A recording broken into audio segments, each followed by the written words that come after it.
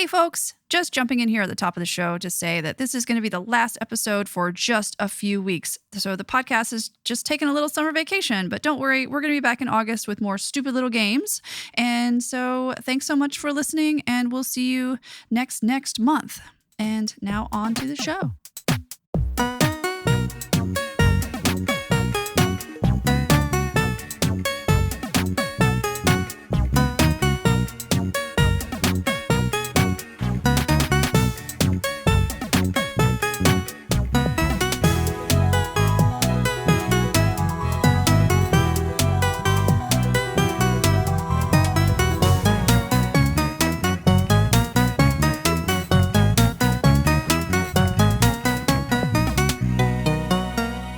Friends, old and new, welcome to Stupid Little Games, the podcast where we talk about all things gaming from the inside out. Each week, I sit down with a guest from various parts of the gaming industry, and we chat about our current gaming sessions. We tell stories from projects past or present, if we can talk about them, because you know how that goes.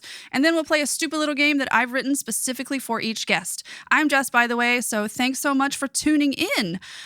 Speaking of my guest today, my guest today is for the data nerds out there.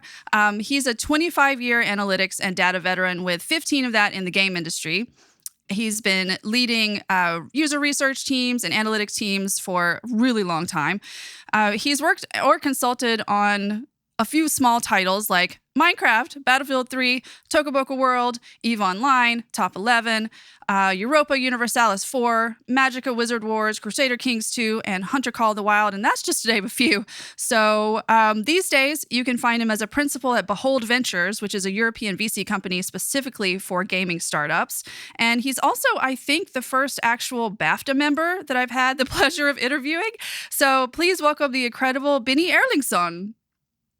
Hello, Binni. Wow, thank you. Thank you. What an intro. Oh, thanks. I was doing the research into. So first, thank you so much for being on the show.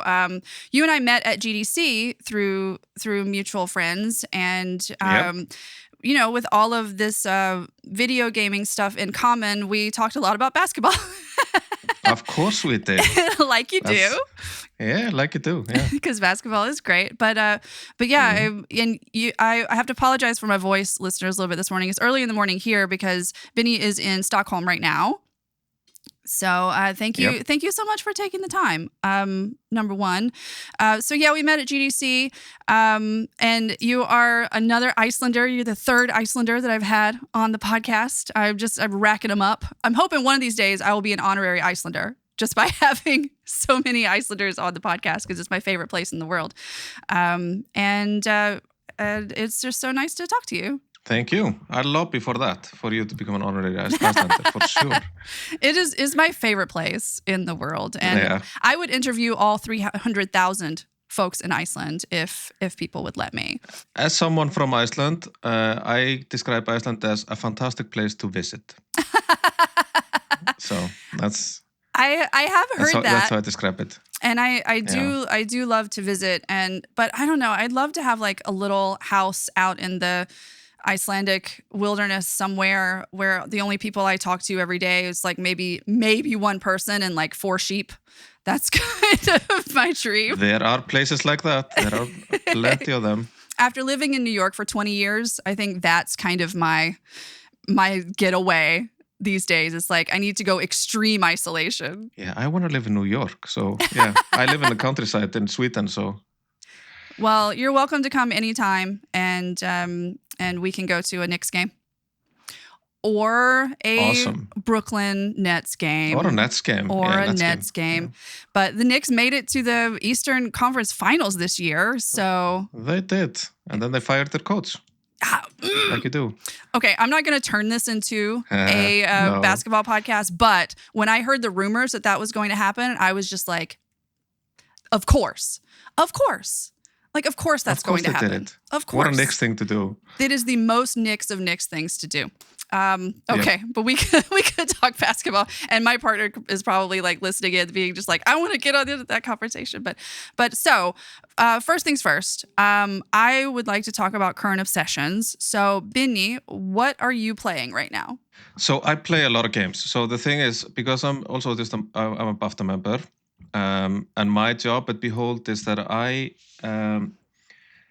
the one who looks at all the pitches that we get in. So maybe around 15 pitches a week or something like that. That's a and lot. that often includes also, that often includes, we have a very hot pipeline, to be honest. That's amazing. There's easy to find something to invest in. It takes a while. You have to go through a lot, but as a part of that, I also test a lot of stuff.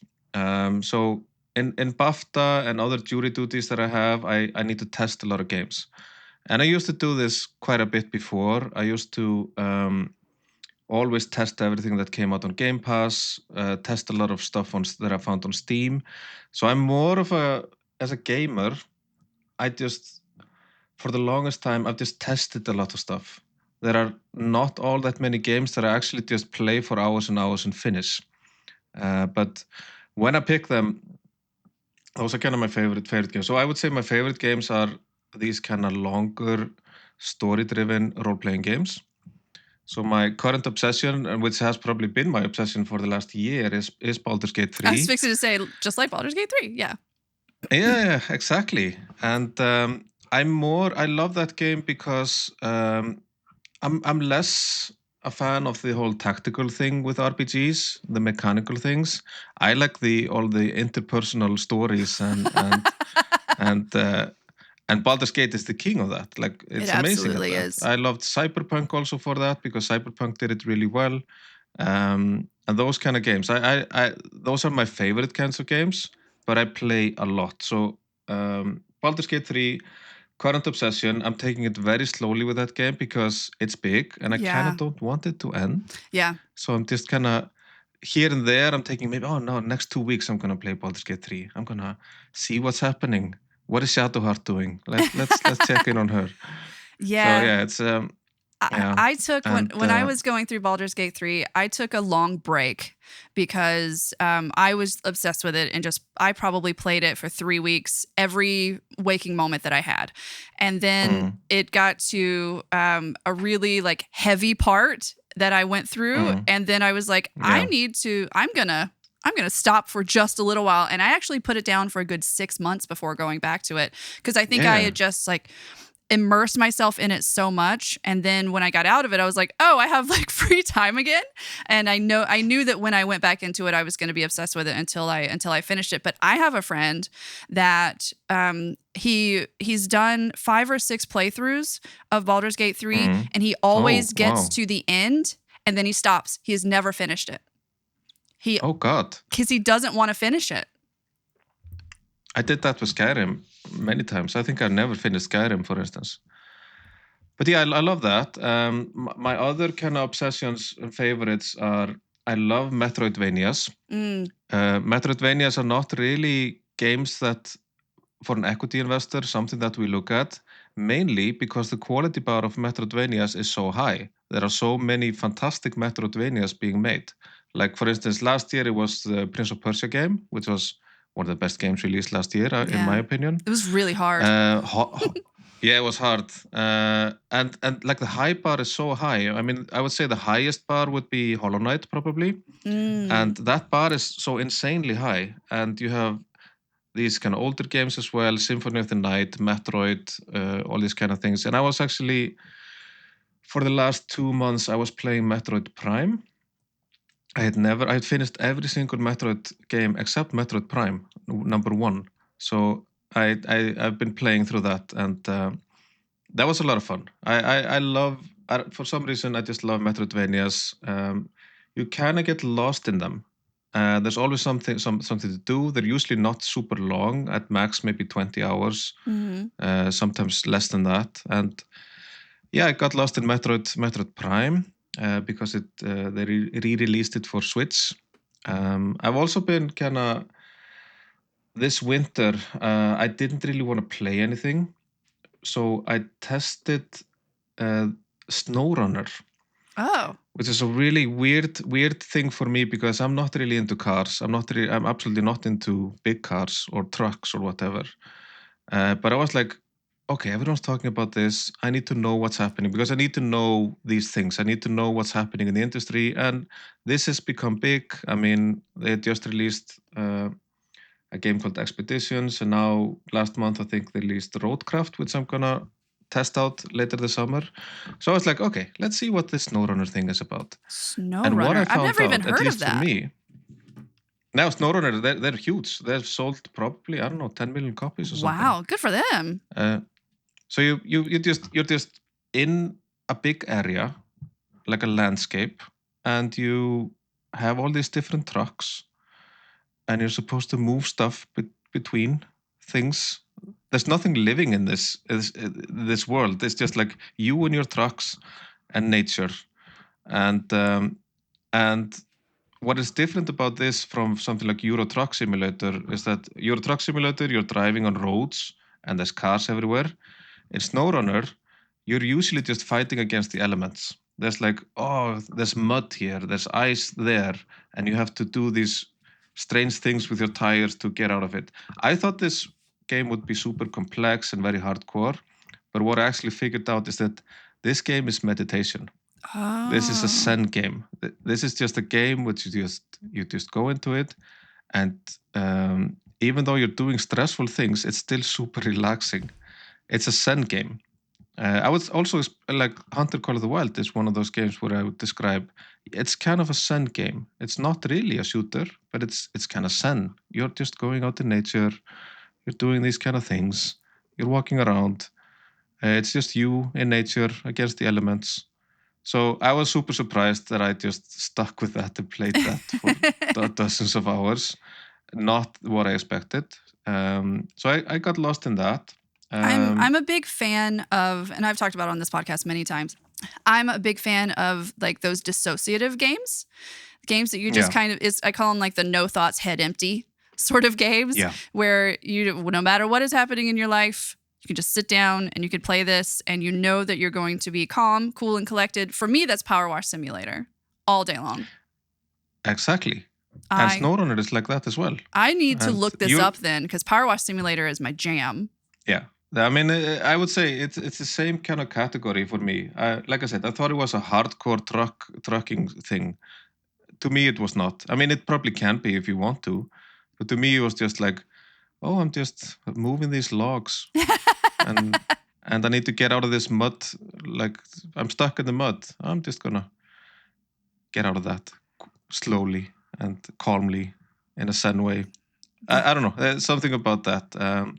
Yeah. I also love these kind of roguelike games. Monster Train 2 is a current obsession. I loved Monster Train 1. These are the kind of Slay the Spire-like games. Yeah. Steam is flooded with them, these kind of roguelike deck builders. My favorite of them is probably Monster Train 1. So Monster Train 2 is something that I know I'm just going to be months and months playing, which is fine. I'm writing this down again. So SnowRunner and Monster Train 2. I have a list here of stuff that I've been playing. Well, you have been playing a whole lot. It begs the question. So having to play for BAFTA and having to play for like 15 different pitches a week, that is so much.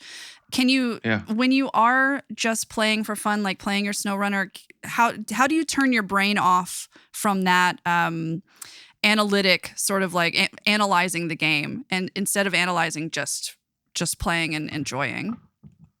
That is super hard for me. I mean, I really can't. I'm always in analytical mode. Like, oh, this is this kind of game. Oh, I like this mechanic. For instance, I tested. What's the game? Clear Obscure, the one that everyone's talking about on LinkedIn. It's gorgeous. And I was like, it is, but I was like, oh, it's like this. It's taking the element from that. And I kind of figured out, oh, that game is going to be like this. So I only played like half an hour of it, and I was like, okay, I'm not going to stick with it. I just come off finishing Metaphor ReFantasio, which is the big Persona fantasy game, and that was like 60 hours. And I was like, I'm not ready for that. Another one like this. This is a French JRPG. I see what they're doing. The story looks amazing, and visuals and characters, but I'm like, well, I kind of know what this is. So it didn't stick with me. Because I probably became too analytical with it. I see. So I can see how things like SnowRunner and for me like Power Wash Simulator, you can actually just turn off your brain and enjoy the swooshing. Yeah, and then on the other hand, I like these kind of games that where you don't know what's going to happen, like Dwarf Fortress or RimWorld and things like that, which you can start building something and it just always descends into chaos. But you don't know how it's going to descend into chaos. That's the fun part. So yeah, I mean, I play. This is why I'm doing this job, because I play mostly everything, and I've been kind of playing games since I was 5 years old, basically. Yeah. So this is what I do. This is my. You're like living the dream even in the video game world, because like there's game devs that are making like one game for a certain amount of time, but then you just get to just play all the games every day. that does seem like the dream. Yeah, now I'm just going deeply, and this is because I'm strategically doing it. I'm going deeply into mobile games. Oh, wow. Because I've kind of ignored them for a while. I was once working as a board member for a company that was doing a gacha game, so I went into all the gacha games and learned that. Now we are looking at games that are more hyper casual. So I was playing Monopoly Go, for instance, which is a scary game. Have you played Monopoly Go? I have not, because I had friends that played it and they were addicted to it, and so they were like, "You want to play Monopoly Go with me?" And I was just like, "I better not." Don't do it. I mean, I totally respect it, and I'm still trying to not open my phone up to play Monopoly Go. The thing is, it's not a game. It has the illusion of a game because there's a lot of moving elements in there and things like that. It is just a dopamine festival. Oh. It's a loop of dopamine all over, and it's fun. I mean, I can see it. It's fun. What it kind of breaks down for me is that there's no game element involved, really. There's certain areas where you can kind of maybe control your dice or whatever, your dice rolls and things like that. But it's not a game. It's pretty much random. But you're just watching all this money fly around in firework style, and it's just your dopamine is just going off all the time. So that's interesting. I wouldn't call it an obsession, but it's just something I've been looking at. I need to chat with you about. I've talked about it on the podcast a bit recently. I've gotten a little bit out of it now, but I fell down into the rabbit hole of like the Instagram game ads for all of these like really stupid games that are not actually games, that are just shoveled at you through Instagram ads. Yep. And so there was one day that I just started downloading a bunch of them, and I started a spreadsheet because I wanted to know, is this game actually like the ad? Is it what it is actually advertised to be? How predatory is it? Is it actually a game? Like, first off, how much money does it ask me for right off the bat? And just is it an actual like game that devs actually made to be a game and it's just being advertised as something else? Or is it actually just another Tetris clone that they have made some weird animation to get people to download it? And I'm probably on like 25 to 30 at this point. That I'm just like, ooh, it's I'd love to see this. It's really interesting because there are so many, and once I started downloading them, of course, I just started getting more and more and more ads. And there are so many ads for the same game, and the ads are completely different. But I have seen a few games that they're actually games, and they're cute games in their own right. Like it's a mobile game, and it's like some of them are a little bit predatory and some are very predatory. But where I wonder is why it is advertised as this completely other thing when it's a full game on its own that you could probably sell on its own. And it's very weird to me. That's just what the mobile industry does. They're A/B testing all these kind of ads, which are the ones that are the most likely to get someone to install your game. So they're so data driven in the mobile industry. So that's what they're doing. I bet you just have a field day as like the data guy. Yeah, it is. It is more fun to be a data guy in the mobile industry, but it's also a bit scary sometimes. And yeah, it's all data driven. Like I remember someone who worked at King who made Candy Crush told me that they don't even have game designers. It's all kind of there's a business performance manager that's supposed to make sure that the business performance of the game is good, and then there's a data scientist that sits next to this person, and they're just hammering away at testing things. So there's no Wow. actual game design involved. Well, these people are game designing. So it's all about just maximizing revenue, and you do that through data. And I respect that. I think there's nothing wrong with that. If people are having fun, I think it's fine.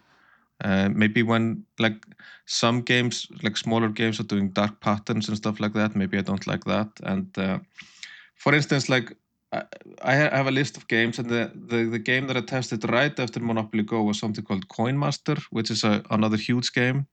Is that the one where you Which is basically put the coins in and it's a coin pusher game? Like no, a, it's a not one of digital those. coin It's pusher? Okay. basically it's a slot machine, and Oh, so it's just gambling. and then what? Yeah, it's just gambling, but with fake money, and you're supposed to be building up your village and things like that. It's kind of weird. But then I was like, I just came off Monopoly Go, and this game has taken 90% of the things that Monopoly Go did and just put a slot machine instead of a Monopoly Go board. And I was like, wow, they just went all in. They just saw, oh, Monopoly Go works. We're just going to do the same. Yeah. We're going to do it a little cheaper. It's going to be a little kind of rougher around the edges. And they've made millions and millions. It's a wild west Yeah. still, the mobile gaming industry, and there's all these small companies. There are certain countries that are really good at this, like for instance Turkey, where they have all these small studios and they just churn out games. Maybe it takes them 2 or 3 months to make it, test it out, see if it works, fully data driven, and then test the next thing and see what sticks. And it's a smart way for making money, for sure. Yeah. Is it going to win a BAFTA? Probably not. But yeah, it's a. I need to, as an investor, I need to take off my I'm a gamer hat and be like, oh, I respect the way you're making money, as long as you're not doing something illegal here. And what does though annoy me about mobile is when they start monetizing your frustration. Yeah. And I think Candy Crush, at least when I played it a long time ago, did a bit of that. They were monetizing you at the point where you got frustrated with the game. It's like, oh, this level is too hard. Here, you can pay $1 Yeah. to not make it so hard. And so they're monetizing at the point of frustration instead of monetizing at another point. So me personally, I'm not a big fan of that kind of monetization strategy, but yeah, there's I see why they do it, but I mean, yeah, me I'm as a sure player, people. I don't like that. I'm sure people are just like, oh yeah, I'll pay $1 to get past this level. You know, I Yeah. feel like I've probably done that before, especially with these 20 to 25 games that I've downloaded over the past month, and I have actually played all of them to at least try to play all of them. But yeah, I feel it just feels so predatory to me, just like so predatory. But You're sitting on valuable data. This is good. Yeah, I'll share the spreadsheet love with this. you. I'll share the spreadsheet with you. It's I'll have to clean it up a little bit because it's my scratch sheet basically. But yeah, I just got fascinated with it because I saw all of these ads that I was like, this can't be the actual game. It can't be the game, and it wasn't. But it was another game that someone made. But yeah, I've been playing a bunch of that stuff lately, and there is one that I really like that I think I might have talked about it last time. It's like Starbrew Cafe that is not predatory, has really great writing. And it's one of the merge games.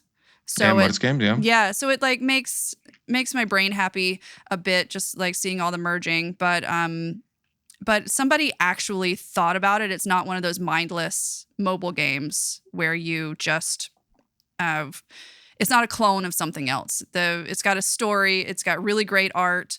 They talk in it about how they don't use AI to use the art. Like they credit the artist, and it's a really great actual game. So I've actually been playing that because I've been so busy and I've been traveling so much that I've been playing mobile games instead of my like console games. But I highly recommend you take a look at Starbrew Cafe because it's one of those things that I was like, after playing like 20 games and I tried to at least give it 30 to 45 minutes per game. Unless it was just, this is just another terrible Tetris clone. And then that was one of the ones that I was like, this is a game that I would actually play. You can pay for things, but you don't have to. And they are not predatory about it. They're not like, give me money when you're frustrated, like you were talking about. It was really good. So I've actually been playing a good bit of that lately. And, I'll test it out. I did a bit of a dive into Merge 2 to see like the Merge games to see what they were about, because we've actually made an investment into one of these Merge companies. Oh, cool. But I did not play this one, so I'll test this one out, see if it does things in any way differently than the others. It has really quirky writing that usually in those games I just kind of click past the writing because it's all just kind of dumb, and of course it's contrived, but it's clever. It's much more clever than a bunch of the other games. So yeah, I highly recommend. Cool. Well, I think that is a great time for a quick ad. Our sponsor today is me, actually. Hi, it's your girl, Jess. I'm here to tell you about Finding the Wall, an unserious Formula One podcast, available here on this very network. Oh, you didn't know this was a podcast network now? Well, surprise, bitch, I'm branching out. So on Finding the Wall, an unserious Formula One podcast, Gabe Koski, who is a seasoned and a little jaded F1 aficionado, and myself, which is a new but extremely enthusiastic Formula One fan, get together to yap about the latest race weekend. We call out any intrigue, because there's always intrigue because it is Formula One, and we award our very own championship points in categories such as Most Cursed and Cuntiest Comms. So you can listen to Finding the Wall on Apple, Spotify, YouTube, or wherever you get your podcast. And you can look for this and other amazing shows on the Stupid Little Podcast Network. And now let's get back to the show. And we are back. Binni, as you are a data nerd and have been for a very long time, there's a question I need to get that's not about video games that I need to ask you before we get to talking about your actual career. So do you say data are, or do you say data is? I would say, data is probably. Okay. I don't know. Yeah. When I was at Stack Overflow, this was a big question within our data science wing. Yeah, saying data are or data is. And is it data or data? Like we would. I say data. I think everyone in Europe says data for some reason. I don't know. I've never heard anyone say data. Interesting. Yeah, I always find myself saying data for some reason. But when I'm talking about Star Trek, it's always data. Oh, it's data, yeah. So I'm like, well, for Star Trek it's data, but for everything else, it's data. But yeah, we used to like nerd snipe by saying like data are or data is. I always also go with data is, but I do know some folks that are staunchly in the data are category. Like we used to have these fights all the time at Stack Overflow. It was great. And we also had fights like things like, well, of course, like saying GIF or GIF, and whether a mechanical... Yeah, that's a classic one, yeah. Yeah, or whether it's okay to have a mechanical keyboard if you are in a shared office. Because, I'm not so sure about that, yeah. Yeah, because some of them have like the real thwacky keyboards. And and they need their mechanical keyboards to do their jobs. It's just like, all right. Yeah, I was buying a keyboard the other day, and the nerdism in the keyboard industry is nuts. Yeah. Like there's different levels of clickiness and touchy-feely things, and you kind of go down a deep rabbit hole if you want to look for a nicer keyboard. Like it's a jungle.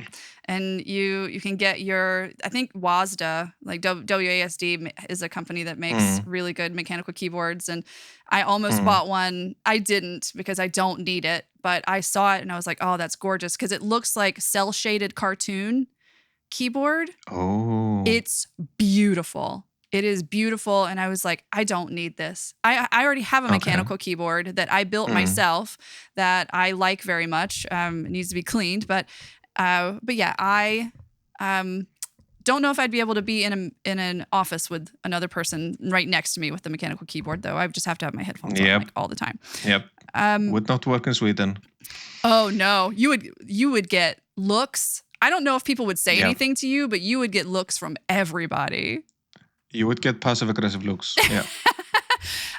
Every time I was in Sweden, so I had the office in New York, which was, I'm not going to say it was loud, but like in our common area, we had music and we weren't like quiet, even on the side, we would still talk to each other. We would kind of shout over the computers. When I would go and visit Sweden at the Avalanche offices, especially up on one of the higher floors, nothing, absolutely nothing. And it was so weird for me. And so quiet. Yeah. And my knees click when I walk because so I would be walking and I could hear it. And I could see people like lifting their heads. Like, what is that? And I'm just like, I'm sorry guys, it's just my knees. What are those noisy knees? Yeah, it's my knees.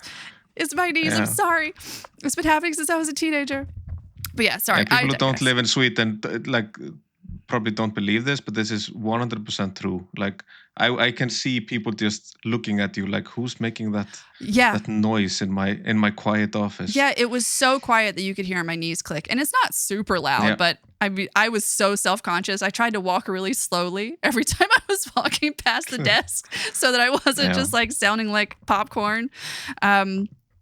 So one thing that I wanted to ask you, because as a data guy and as a VC, and so how do you go from like user research into VC? Like, what was that sort of like pipeline like? Because I was sitting there thinking, I was like, I guess it makes sense, because if you're doing user research for a really long time, then being a VC, and because you just have to evaluate all the time, I guess that makes sense, right?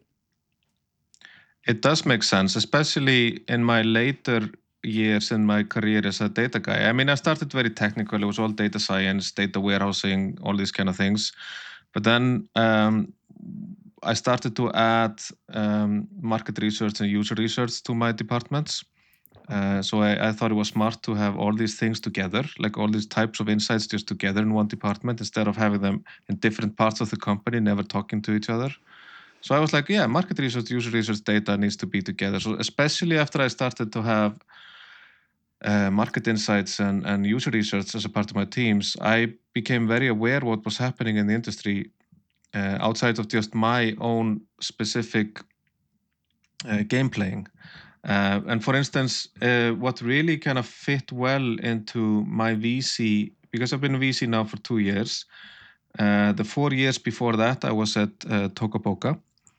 And I was a part of the leadership team at Tokaboka and was doing this exact thing. I built up a whole department with data scientists and market research and user research.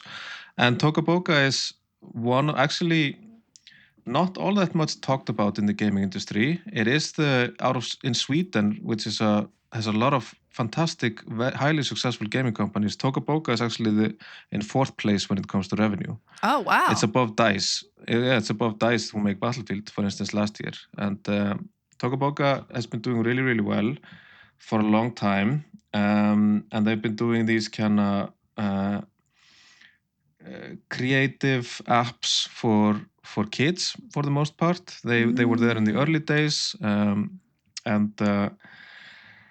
But they've kind of moved over to making apps for, I don't know, 7 to 13, 14-year-olds.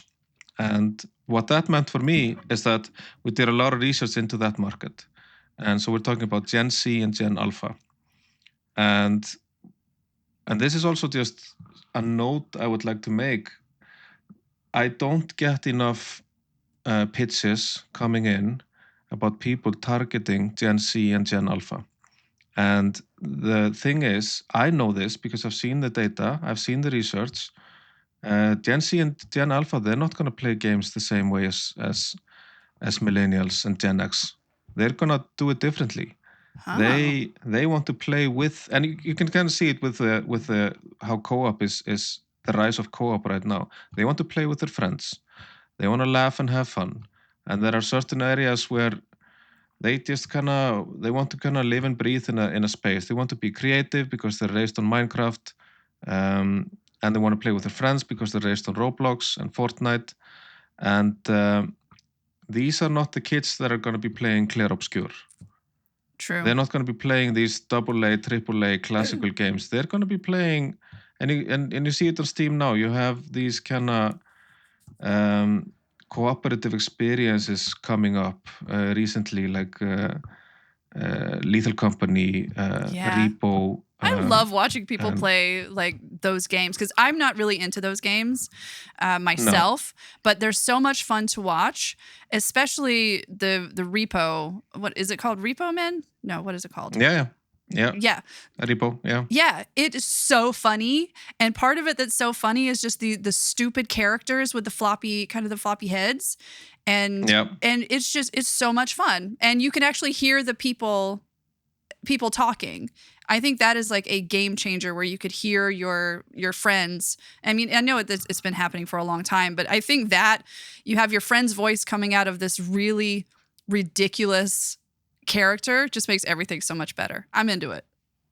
Yeah, and Lethal Company did this with you were playing with your friends cooperatively, do some horror things, but you can hear them like in space, like a spatial space around you. Like if they were far away, you could almost hear them, and that's all these kind of interesting things happening. And this has helped me a lot. Like coming straight from like working on research to research this market and going into VC, I think it gives, for instance, us an edge that we are so focused on trying to find developers that will do stuff like this for us. Like focus specifically on what Gen Z and Gen Alpha are going to be playing. So there's a lot of looking at a lot of social things, cooperative things, things that are on Roblox or Fortnite and things like that. So we, it was a seamless transition for me to go from this to VC. Also because I think I was offered the role. I know I was offered the role because what I've done pretty much for the last 40 years is test every single game that's out there. So I feel like I know a lot. And then if it's not my kind of jam, I go on YouTube to see what it's about. And this is what I just did naturally before it was a part of what I do.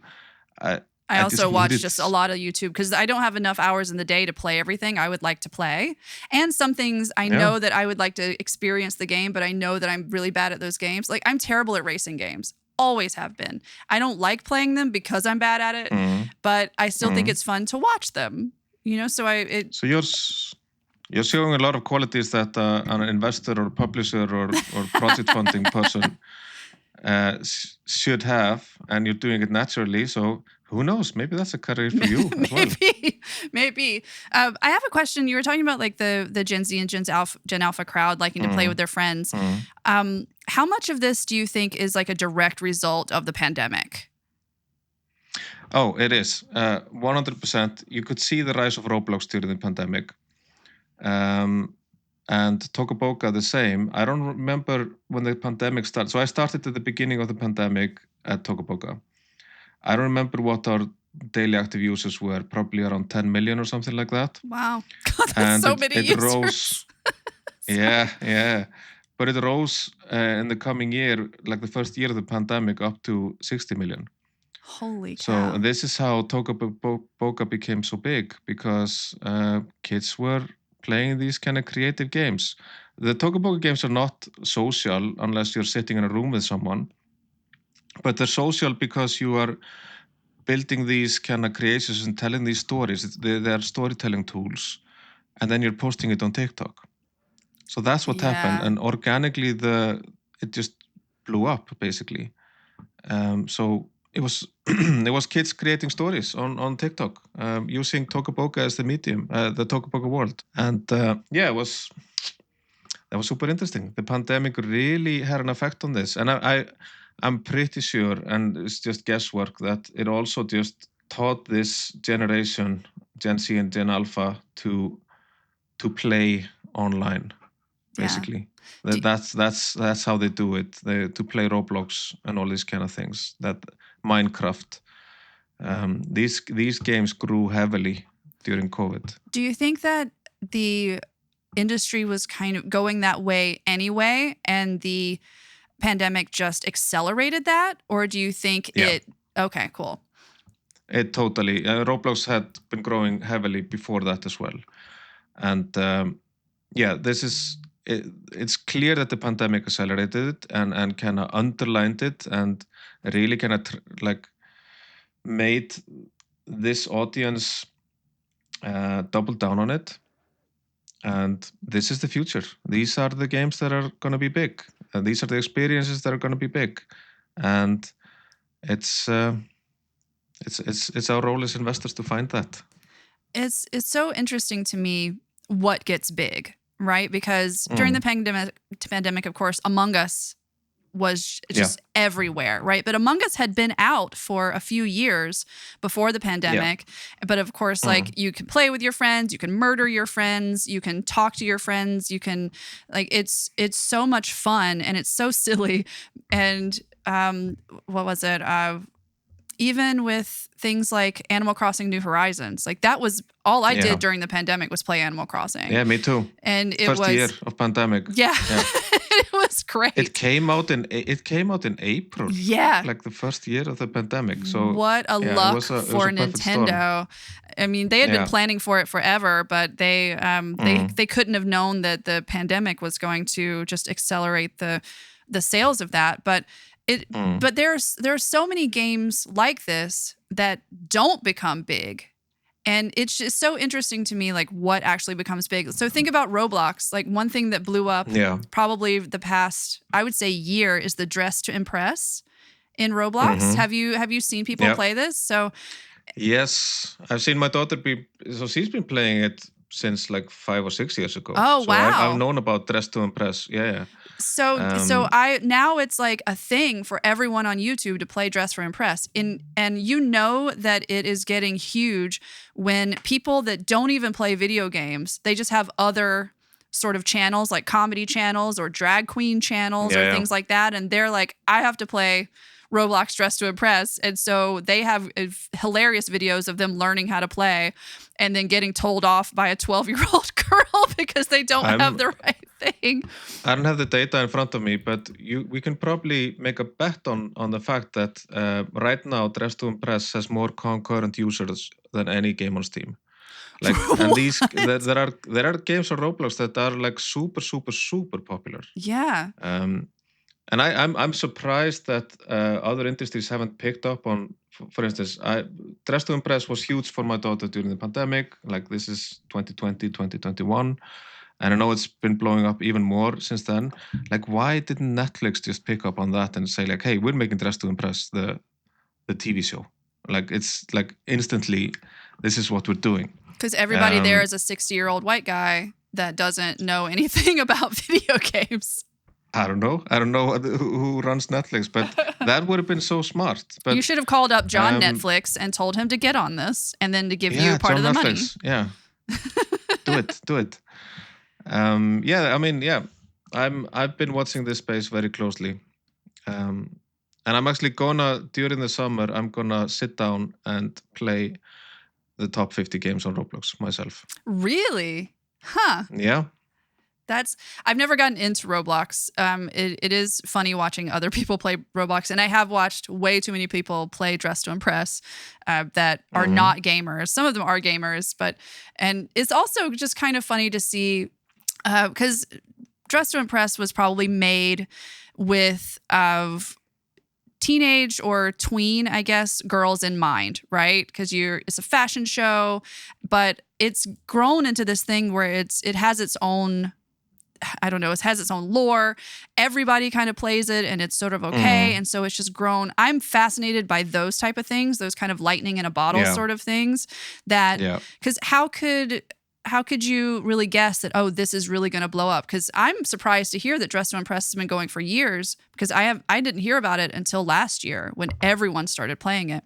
And I mean, I don't know. I love that sort of weirdness in our That's the thing. industry, right? My Gen Z, Gen Alpha daughter, she's pretty much at the intersection of that. She knew of it way before probably the industry knew of it, because all her friends were playing it. So it's very interesting to take a look at that generation, see what they are doing. I was lucky to have someone in my household who was. Yeah, I was going to say, it's good you basically have a beta tester in your house. You can just see what she's playing. But there is data out there about this stuff, and we used to buy reports like that when I was at Tokaboka. And I don't see enough game industry reports about this, and this is where the game industry is heading. And that's why I'm so interested and so focused on this. I could have gone down the path of saying like, hey, I'm just investing in Baldur's Gate-like games because that's what I like. But I'm not that. I almost get annoyed when I get like these games. Oh, I'm making a real-time strategy game that's like StarCraft, and I'm like, well, that's like 20 years ago. That's old. I'm not investing in that. What's coming next? Yeah, one thing about the game industry that I learned pretty quickly is when you want to make a new game, it's not what you loved, and it's not what, I mean, people do put what they love into it, but you have to actually look at what's going to be popular 5 years from now, because games take a while to make, usually. Yeah, they do. So if you make something that, oh, I liked this game last year, and so now I want to make a game, my version of this, it's going to be 3 or 4 years before it's hopefully you can ship it. It's going to be 3 or 4 years, and then that game that you base this on is now ancient in like video game terms. Yeah. So it's very interesting, and it's such a weird sort of balancing act because, video games are all about passion. People make video games because they make what they like, they make what they want to play. And so you have to, I don't know, that whole, the business side and the vision side is really interesting to me. Absolutely. I agree. So we talked about it a little bit. How does one become a BAFTA voting member? Because I want to get in on that. I want to vote for BAFTAs. So a friend of mine, shout out to Erla, or Erla as many people know her, another Icelandic trailblazer. She said like, hey, Binni, why don't you just become a BAFTA member? And I'm like, can you do that? Is that something you can do? Yeah. I was like, yeah, just apply. And she was like, I've been a BAFTA member for a while. So it's just an application process. You apply to it, and you fill out these forms. One of which was like, hey, have you ever won a BAFTA? And I'm like, no, I've never won a BAFTA. And then I was like, well, Minecraft won a BAFTA when it was there. So I just put that in. And I don't think that's the main criteria for getting accepted. But you're supposed to do a short essay on yourself, describe your career, and off you go. It's an application. Oh, I didn't know that you could just apply for it. I thought it was like this really regal black envelope that just gets, delivered to you one day that you have been chosen to vote in the BAFTAs. Brought to you by like a butler. Like the BAFTA butler. Yeah. He comes. But yeah, I mean, it is kind of fancy. They have you vote in the Game Awards, you get all these games for free.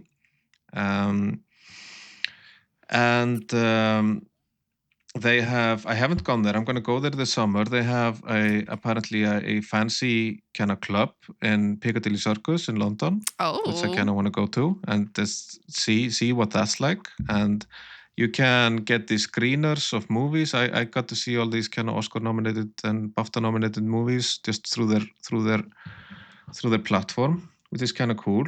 And if you're in the UK, you get free movie tickets and stuff like that, and you get a membership card. And is it gold? Is it a gold membership card? It better be gold. I don't remember. I think it is. It looked fancy. I was like, I'm I'm a fancy man here. Yeah. when I got my BAFTA. I also thought you had to be British to vote at the BAFTAs. So I'm going to get a few more things under my belt, and then I'm going to apply. All they can say is no, game right? people, apparently. Yeah, there's people in the US. Because of the I think they need more video game people. I'm not sure. I don't think I'm allowed to vote in, for instance, the best. I was allowed to vote in best British game. So, it's an application process. Some people get like a partial membership, where it's not like the full membership. I don't know the distinction, but I got my full membership straight away. So I'm a full member at BAFTA. Wow. And yeah, that is I didn't know that you could apply. So I'm coming for you, BAFTAs. That sounds like a threat. I promise I'm not threatening you, BAFTAs. I think one of the most fun things is just be a part of the Discord. Oh, I bet. Yeah, it's a lot of fun discussions. It's a nice crowd. It's usually when you're in Discords or somewhere on the internet, there's usually all sorts of people, and everyone at BAFTA is like smart and courteous. So it feels like, oh, this is a nice online environment. I like these people. Well, everyone's so smart and eloquent, and because we all kind of ended up there. Well, so if you're an asshole on the Discord, then the BAFTA butler comes to your house and wraps you on the knuckles with a little like newspaper and like takes away your golden BAFTA card. No, it takes off his glove and slaps you with it. That's what it, And you only get 3 of those before the firing squad comes. No, I'm sorry. That's terrible. But cool. So, you've lifted the veil a bit. We're an educational podcast. That's so interesting. And do you have to play everything? Because I'm sure there are so many things that are nominated for BAFTAs. Yeah, I think I'm not sure everyone can play everything. Yeah. And it's the developers who can. They send in their game, so it's not every game. Some are not super good at sending in enough codes, for instance. I'm not gonna tell names, but there are some big ones who never sent in enough codes, and they should, because it makes more people get eyes on your game. But what I did basically, I wasn't able to test all of them, and I don't think anyone really can. But what I did is you get a Steam code with probably around 200 games. So I would always kind of set aside 2 hours a week where I would just go on my Steam Deck and test, especially the smaller indie games that I was like, oh, these are interesting. These could hopefully get nominated in some category or something like that. And sometimes they do. So I was testing a lot of these kind of smaller indie games. And it's just a win-win situation for me. Then I just know what's happening. Yeah. I have access to all this stuff. Oh, that's really cool. I always ask folks, what advice do they have for new folks getting into the industry? Because a lot of my listenership are either already game devs or are folks that are trying to get into the industry, like prospective game devs. But what advice do you have for indie games that are looking for funding in 2025? Oh, that is a difficult one. Yeah. Getting funding right now is rough. Mainly, so equity investors like us, most people can kind of forget about getting from us, because like I said, we get 15 pitches a week, and there's maybe one of those that ends up being invested in each quarter. So everything has to go correctly. There needs to be a lot of things that are correct. So equity investment, that's a lottery win, for instance, I would say. What does equity investment mean? Like, how is that different from other investment? So it means that we take a long-term vision on the company, not just the next game. We're there for the long haul. We take own a percentage in the company. It can be from 10 to 25% or something, and we just give them money based on it's a different deal every time based on how much of an equity we want in the company. And for us, it's super important that the founders look good, that they are good at pitching, all these kind of things, that they have a long-term vision, because we're in it for the long haul. We're Gotcha. probably with Okay. them for the next 5 to 8 years if everything goes according to plan. Interesting. And then that needs to lead to an exit, either for us, we exit and they buy us out, or someone else buys the company, or they go on the stock market, or all sorts of different ways to exit. But we need to be able to see the path towards an exit with these founders. Okay. And we need to vet them quite heavily because, like I said, this is a long-term game. Equity Okay, investment. that makes sense, because I was thinking that you were looking for games to actually like invest in, but you're actually looking for game companies to invest in that have like, here's my ideas for the next 10 years, basically. Companies and founders. Yeah. And like, I can give advice for equity investment. I mean, I can give multiple advice, but the main thing that we look at is ambition. Someone is aggressive and kind of horny, like really kind of, I really want this. Yeah. I'm so horny for success, and it shows. That's gonna be the do you know what I'm talking about? That's the title of the episode. Oh my God. Sorry. And I mean, that's what we want to see. We want to see ambition, like raw, like unfiltered ambition, and it's so rare. And that's my, like, if you're looking for investment, that's always the thing that I should say, that you should really kind of try to show in your presentation and your pitch deck and all these kind of things. And yeah, for others, it is difficult. I do a lot of these I go to I'm on a jury on pitch events for kind of these younger teams. I was there a couple of days ago. I was in a small town called Karlstad where Embracer is, and they had like a big event with 13 pitches there. Not Embracer, but they were sponsoring it, one of the sponsors. And yeah, there's a lot of these kind of small indie developers, and they're pitching, they're getting prizes, they're trying to find funding, and it's super difficult. There's a lot of talent out there. But I mean, the thing is, right now, if you want to get any sort of funding, you need to release something. You need to show your quality. It's very rare that someone gets like, oh, this is our first game, and here we have a small pitch deck to show what we're going to build.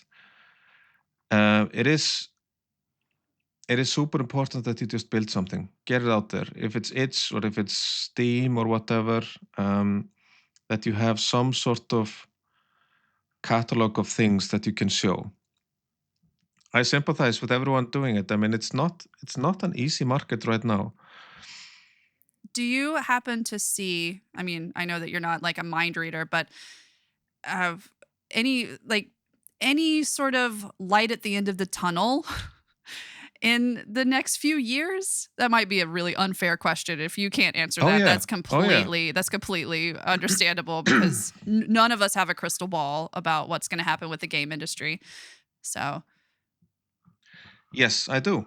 I see the industry is changing. There's a lot of these these older companies that are really getting out of touch. I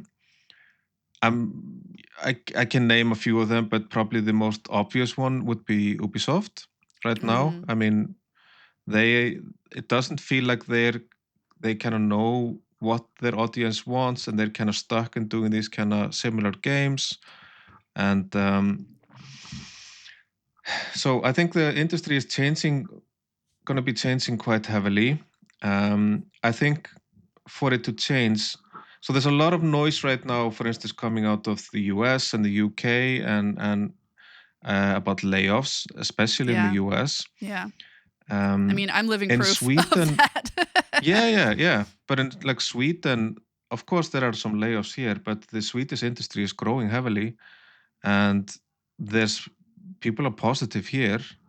Sweden is also churning out people from very good schools, like universities. Have multiple universities just churning out these talented people, and they're creating all these kind of new successful franchises. Like last year, you had Helldivers, you had Indiana Jones, and you have all these kind of small towns that have, like Skövde is a small town. I don't know how many people live there. It's like 40,000 people or something. And they have their own university, for instance, and churn out people who are really good at developing games.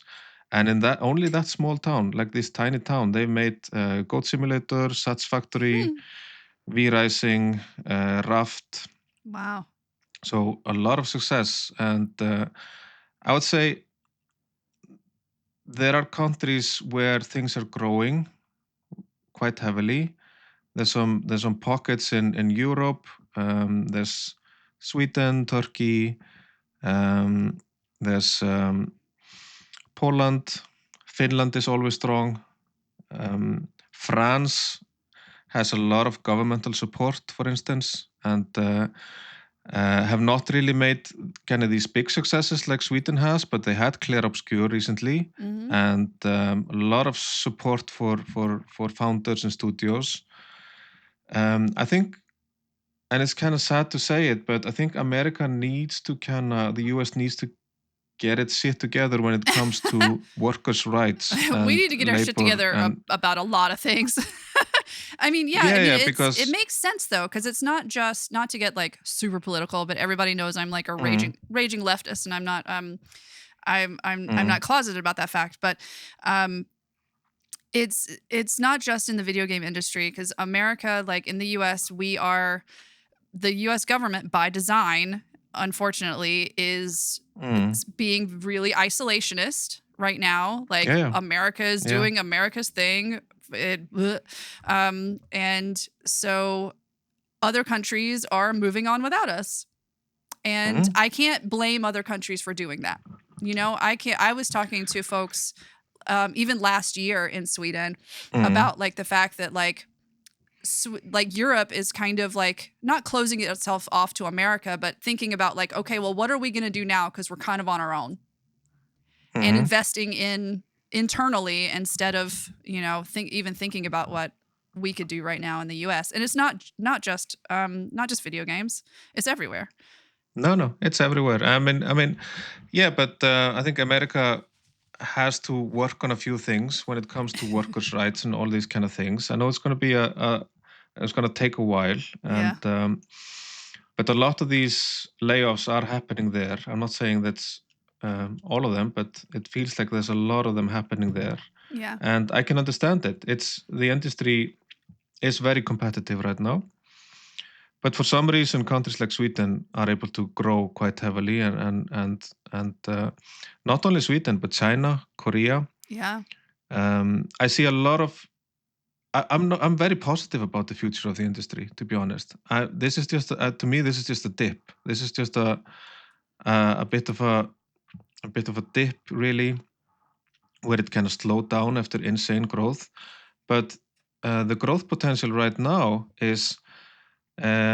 Asia, Southeast Asia, China, Korea, and not only those countries. We have Thailand, Vietnam, then we have South America, Brazil, and a lot of other South American countries. These countries have started to buy more video games. China, for instance, loves co-op games, and they seem to just love games that were not specifically made for their culture, just like we love Japanese games. They seem to just pick up these they loved Split Fiction, for instance, because it's a cooperative game. I think probably I heard somewhere that half of the copies that they sold with Split Fiction and It Takes Two were in China. Oh, wow. So China is growing. It's great. Super heavily when it comes to purchasing games and playing them. And Korea has always been a big gaming culture, but like the other countries as well, Thailand, Vietnam, they're growing as well. So there's a huge growth opportunity there, and probably other countries will follow on from that. There's huge opportunities in South America. And then when I talk to Roblox developers, there's insane positivity there. They're like, this is amazing. We just put out stuff and it sells, and making games is wonderful.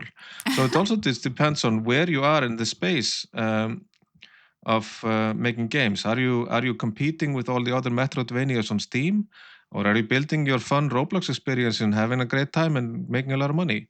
So there are things that are really positive and are growing. But the noise online is so heavily in the way games have always been.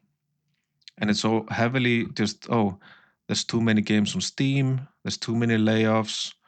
And I don't really see it that way. I just see this as a bit of a plateau for a short while until it starts growing again. And then also, like, these countries have started making games, like China. They had Black Myth Wukong, and that game was gorgeous. Look at Infinity Nikki, printing money. Yeah. I played Infinity Nikki. I've never played a pretty girl gotcha game like that before, but I was just like, this is great. Yeah. On my iPad. I was playing Infinity Nikki every day on my iPad. If I remember correctly, Marvel Rivals was a big hit. I think, if I remember correctly, that's a Chinese-made game as well. Wow. So there is growth in the industry, for sure. But the online discourse is very much focused on certain regions and certain platforms. Yeah. And that's how I see it. And I'm super positive about making investments in this industry right now. Well, I'm going to sit here in New York in the US and just be very happy for the rest of the world and for the growth. And I'll just wave from over here as we're trying to get our shit together. I promise. It'll happen though. It'll happen eventually. Some things need to change. I'm not worried. There's a lot of smart people in the industry. Yeah. Well, I think that's a perfect time to end that and get on to your stupid little game. Are you ready to play a stupid little game? I'm really excited about your game, actually, because your game is called Game of the Year Not Recommended. Oh, exciting. So basically what I have done is I have gone through and I've found a few very choice, not recommended reviews on Steam for some really big games. And I want to give you the bad review and see if you can tell me what game they're talking about. Okay. And I'm pretty excited about this because this was a lot of fun to put together. So okay, so let's get started. So for the very first one, and these are real Steam reviews, by the way. Like I didn't make these up. These are real Steam reviews.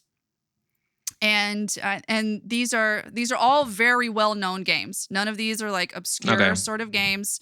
And all of these reviews were done within the last year. So it's not reviews from like 10 years ago. Like these are all relatively new reviews of these games. I called the game of the Year Not Recommended, but not necessarily all of these are Game of the Year, but some of them absolutely are. So, okay. So the first one, this is, again, I'm going to say this is a real review.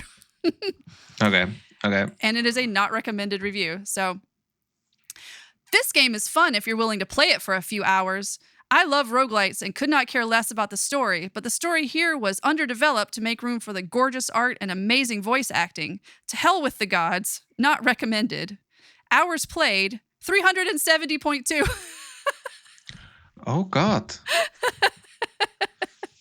So roguelike gods. So this is a not recommended review, but they played it for 370.2 hours. You'll see kind of a pattern here. Okay. I can't. Oh my God, roguelike. I can't think of anything. Balatro. Well, this is I should have written like hints for these because these are really, really hard. But I think the to hell with the gods is the operative word here. But the gorgeous art and amazing voice acting. They love the art and they love the voice acting, but they're not recommending it. And to hell with the gods. To hell with the gods. I'm drawing a blank on this one. This was Hades. A god game. Oh, of course.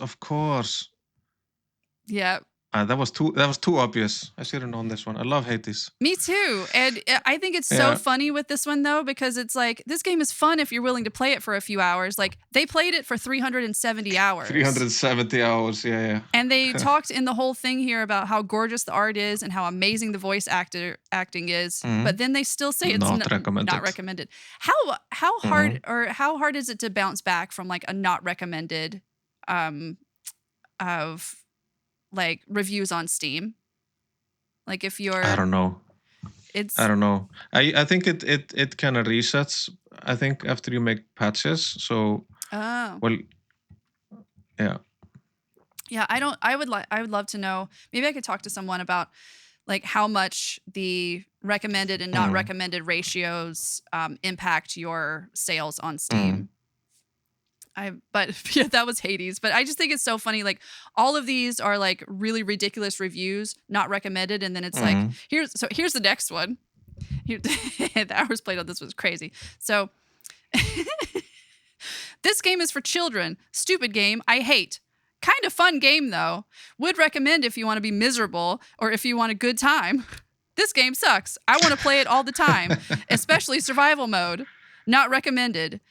Hours played 1,642. Oh God. Think about survival mode. Game for. I mean, and yeah, then I guess Minecraft, but Minecraft is not on Steam. Well, this one, it was for like one of the Minecraft like dungeons sort of things. So, but yeah, it's Minecraft. Okay. So you're right. But yeah, they played 1,642 hours of it and still said not recommended. And not recommended. Nope. Kind of fun game though. This game sucks. I want to play it all the time. Yeah. Okay. Okay. The next one here is okay. Blank is a great way to experience what it's like to be a glassy-eyed retiree whose golden years are spent glued to penny slots. It's lobotomizing in a way not dissimilar to clicker games and never really fulfills the promise of the roguelike deck builder. Not recommended. Hours played, 806. 0.5 actually, 806.5. Wow. This sounds like a game I would have played, but probably think roguelike deck builder. Yeah. It's I'm guessing Balatro then. Yep, that is for Balatro. Yep. 800 hours, but not recommended. It's not a slot machine. It's very skill based, but okay. So Balatro is one of those really, I've talked about Balatro so many times on this podcast, but I keep coming back to it because number one, I keep going back and playing it again. If I have like a few days where I'm in between games or something like that, and I just want to like play something, then it's like, oh, I'll just try to get another deck in Balatro. I am terrible at Balatro. I have played so much Balatro. I am terrible at it, but I still love playing it. And I think that is how you know the game is really good. When I had played Balatro for about 30 hours, and Balatro was my game of last year, for sure. And I don't play it anymore, but I'd played 30 hours, and my son, who was playing it as well, he was like, Dad, why are you not moving your jokers around? I was like, what? Why should I do that? Because they stack differently. The way, if you have one in the beginning and in the end, you can move them around. And I was like, can I move them around? I also learned that very late. I should have known that way before I actually knew that. Yep. I felt so dumb. I was like, wow, this changes everything. And then I played another 30 hours of Balatro. Yep. But would you give it a not recommended on Steam after that? No. Yeah. No. I've never totally recommended. I've never given a game a not recommended on Steam. I don't know. I couldn't do it. Okay, so here's the next one. So don't get me wrong, this game is easily one of the top 5 games I've ever played. The fact that I can repeat playthroughs and still find new things is very impressive, but a few of the druid NPCs really annoyed me. Not recommended. Hours played, 361.6. This is Baldur's Gate. Yeah. Yeah, it is. Yeah. The druids. They are kind of annoying. They're all high and mighty. The druids. Yeah. It's so funny to me, though, that it said easily one of the top 5 games I've ever played. But they still gave it a not recommended on Steam. What are you doing, people? Like, I don't understand. Yeah, this is a good one. Yeah, this is a good one. Yeah, the druids. But you can have sex with one though in the game, so that's something. Yeah, as a bear. Yeah, as a bear. Yeah, exactly. Yeah. I always choose the bear. Just saying. It's the best. Okay, here's the next one. I actually have two for this one because I think this one's kind of hard, and there were two. There were two of them that were very funny, and this one was so easy to do because the two not recommended, they were so funny and they were right beside each other. So this one was perfect. So the first one's really hard, so that's why I put another one on there. So this one is, why should I have to install two softwares, one launcher, and be online play a single player game? Not recommended. Hours played, 539.2. But I don't expect you to get it from the first one, but if you did, I'd be super impressed. And the next one is, I will only ever recommend this game if the developers make it so the player, specifically me, can get Trevor Phillips pregnant. Not recommended. Hours played, 49.7. Trevor Phillips. I've never heard that name. So this is, oh God. I mean, launcher, this is probably a multiplayer game then. I don't know. League of Legends? Well, this one is specifically GTA 5. Yeah. They have their own launcher. All the Ubisoft games have also their own launcher. Yeah. Or used to have, yeah.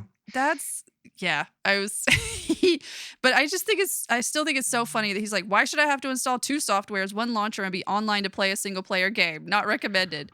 Hours played, 539.2. Yeah, Trevor is a GTA character. I haven't played that game for 10 years. Me either.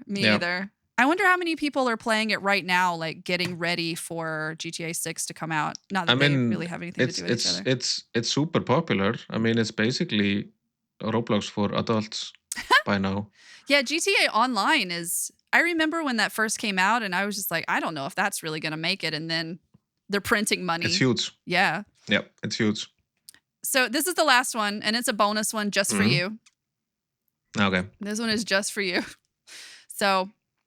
basic gameplay is filled with team killing and AWOXing for no reason. Told them to touch grass and I was the one banned. Support then ignored me. 0 out of 10, do not recommend.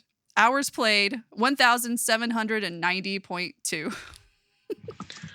Okay. Specifically for me, because when I think about like, oh, someone's a support, then it's probably Dota or League of Legends. But grass. I don't know what AWOXing means.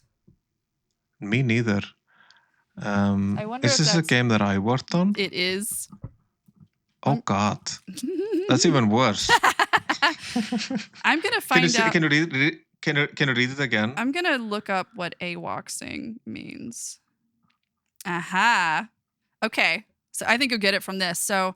The thing is, basic gameplay is filled with team killing and AWOXing for no reason. Told them to touch grass, and I was the one banned. So AWOXing, an AWOX was a person who joined Core and killed his corp mates over and over again before they caught on and could kick him. Okay. Okay. Then I know what this is. Yeah.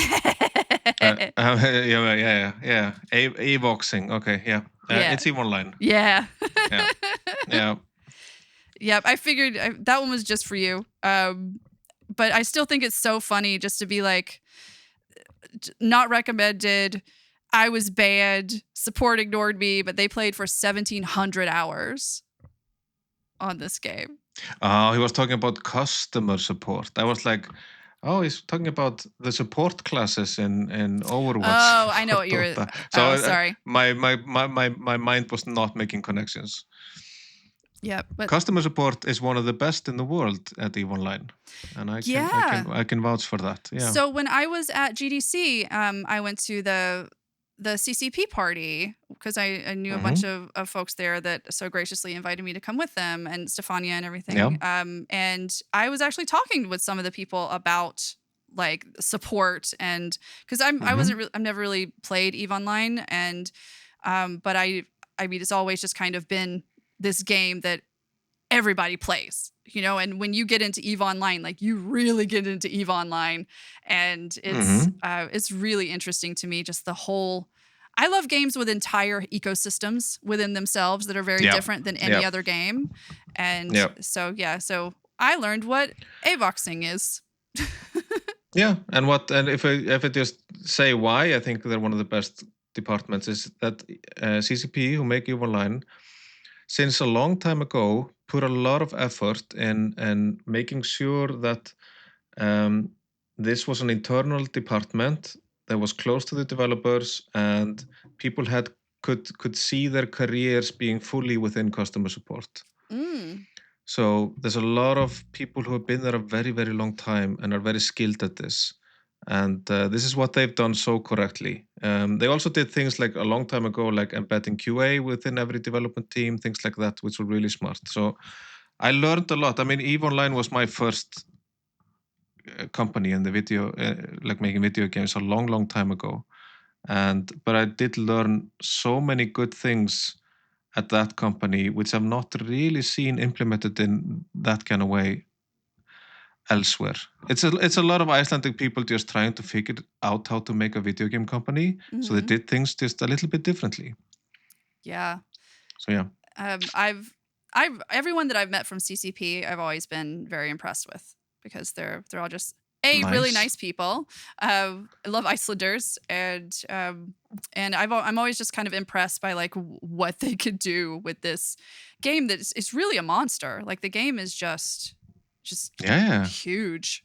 Like what do you do when you're chasing after you're the dog chasing after the car, and then you catch the car? It's kind of like, I think of EVE Online as like they caught the car and now they have to keep it. Cool. Well, that was the last one. Congratulations, Binni. You won the game. Nice. That was fun. I'm bummed that I didn't get Hades. Yeah, but it was good. It was good. Well, these are really hard, and especially coming with no context. Yeah. And I just think it's so funny that people will give a bad recommendation like on Steam after playing the game for like 1 million hours. I don't think that's right. Like I know it. I mean, it doesn't matter for a game like Hades, but when people do this for these kind of small indie developers, it breaks my heart. Me too. It's like, oh, I played your small indie game that has 200 reviews. I played it for 30 hours and I hate it. And I'm like, well, just don't say that. Yeah. I mean, just don't do that, please. You got 30 hours of, I'm guessing, entertainment, because if I wasn't enjoying a game, I wouldn't be playing it for 30 hours. I could be wrong. I know there's probably some people out there that like hate play. I don't know, that Minecraft one, the guy was like, I play this game all the time. I hate it. It's like, okay, cool, good for you, man. But yeah, so that brings us to the end of the podcast. We did it. We did it. This was a lot of fun. Oh, so I think I could have done this for hours and hours. Oh yeah, I mean, that's why I like doing this, because it's just sitting and chatting about video games with other people who are in the industry that I know love video games. So where can our listeners find you if they would like to find you, Binni? If you want to be found. If I have some people that are like, don't find me, and that's completely fine. It's fine. I mean, my Facebook and Instagram and all those kind of things are kind of invite only, but nobody should be afraid to add me on LinkedIn. And this is actually one thing that I say to a lot of young developers when I go to conferences, and they're like, can I add you on LinkedIn? And I'm like, yes, you should add me on LinkedIn. Don't even ask. I mean, I am basically an investor. Be aggressive. Do what you want. My LinkedIn is a mess anyways. I have thousands of people there probably. And I'm like, I'm not going to get cross if you add me or send me a note. That's just my job. Yeah. So add me on LinkedIn. I don't mind. Great. I'll put a link. And send me a message there. Yeah. I'll put a link in the show notes, and people can reach out to you. Be careful what you wish for. Yeah. Is there anything that you'd like to promote?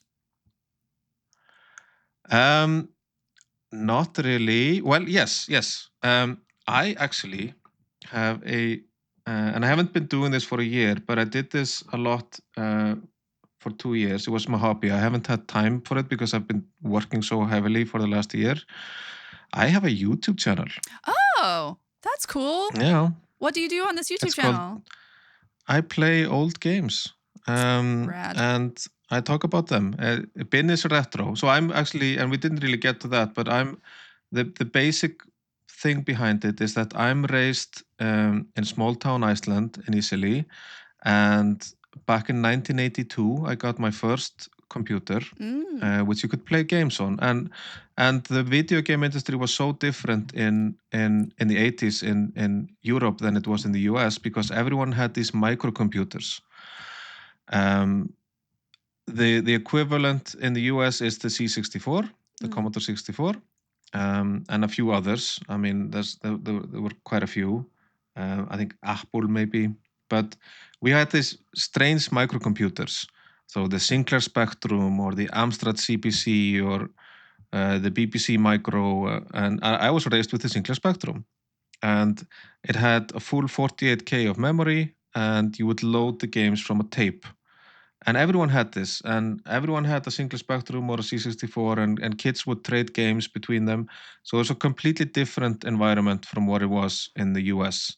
And what I'm doing is I'm going back and kind of playing mostly these Sinclair Spectrum games and having a blast. And Oh, cool. there's many old videos on it, because from between 1982 and 1992, these were the only things that I had to play video games, were these microcomputers. But a lot of games were on there. This was a gold rush, to be honest. All these microcomputer games. You had the first, like I said, you had the Sinclair Spectrum, Amstrad, then it went on to the Atari ST and the Commodore Amiga, and these kind of cool computers. So I'm gonna go and hopefully to start making videos there again. It's called Great. Binni's Retro. Binni's Retro. I'll link that as well in the show notes. That sounds like so much fun. You could also stream on Twitch if you wanted to, and have folks watch you live. Maybe. I don't know about that, but probably the most fun thing was that I got invited to this secret Discord channel with retro YouTubers. Oh, cool. And so I can interact with all the other retro gaming YouTubers, because I like watching a lot of those videos as well. Yeah, it is fun to watch I'll those be games. making more. Great. I'll be making more. Fantastic. Well, folks, you can follow me. I'm on Blue Sky, and it's caketeas.bsky.social. So feel free to add me on there. I talk a lot about video games. I'm now talking a bit about F1 because I have the other F1 podcast. I'm also on Instagram at cake_teas, and that's kind of the only place I am anymore. But yeah, so that's the end of our show. Thank you so much for listening to Stupid Little Games. Please follow or subscribe on Apple, Spotify, wherever you get your podcast. If you liked it, if you could please consider giving us a review. It really, really helps get us kind of in the algorithms for new people to see us, and it helps us out a whole bunch. And this show is part of the Stupid Little Podcast Network. It is hosted and executive produced by me, Jess Pardue. The logo and theme music are by the amazing Bayard Russell. Mixing and final editing are by Gabe Koski, a man almost as charming as Formula One driver Lance Stroll. Almost as charming. So thank you so much, Binni, for coming on today. I really appreciate it. And I guess we'll see you next Tuesday. Goodbye.